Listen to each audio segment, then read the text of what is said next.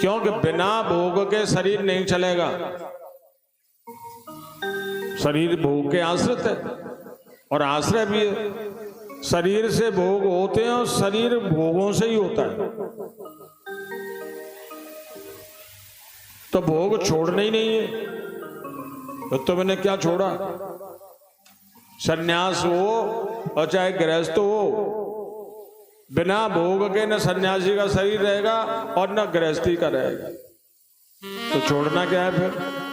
हाँ जी शास्त्री जी, भोग सन्यासी को भी चाहिए। कौन सी चीज नहीं चाहिए मुझे बताओ? सब चाहिए ना। लेकिन जो परमार्थ में जरूरी हो वही भोग हो, उसको सन्यास कहते हैं।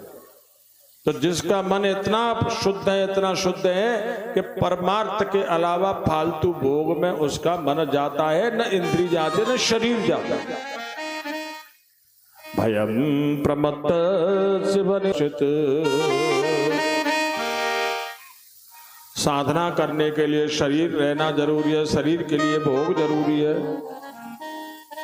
जो जितने से शरीर की रक्षा हो सके बस उतना ही भोग जरूरी है।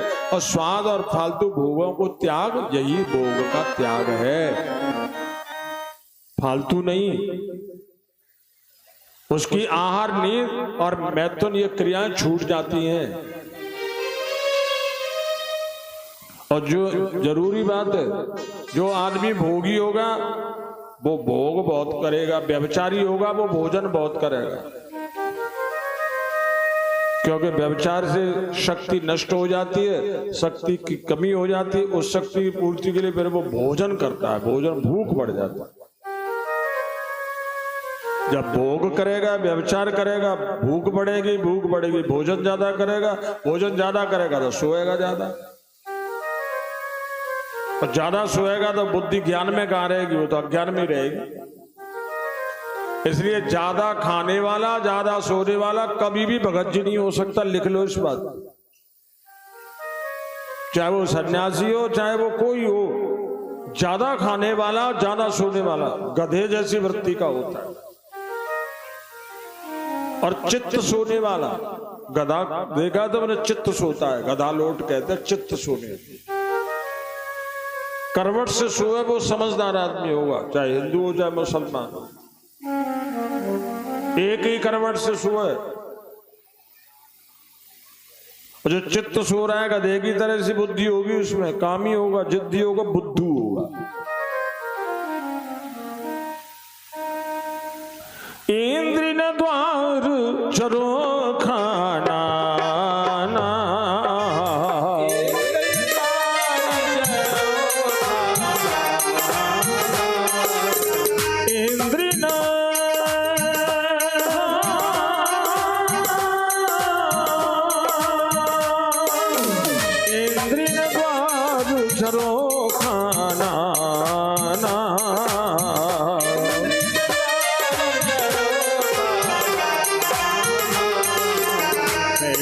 सुरता करे निज थाना।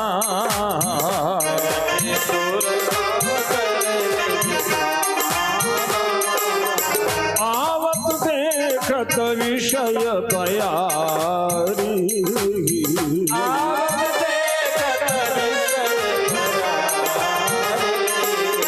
तुरत ही देत कपाट उखारी।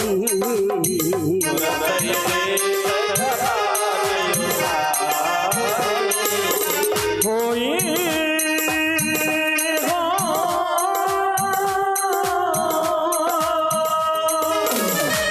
बुद्धि जो परम सयानी,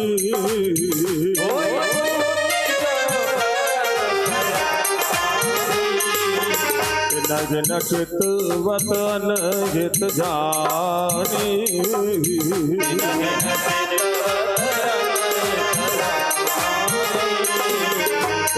न चितवत अनहित जानी।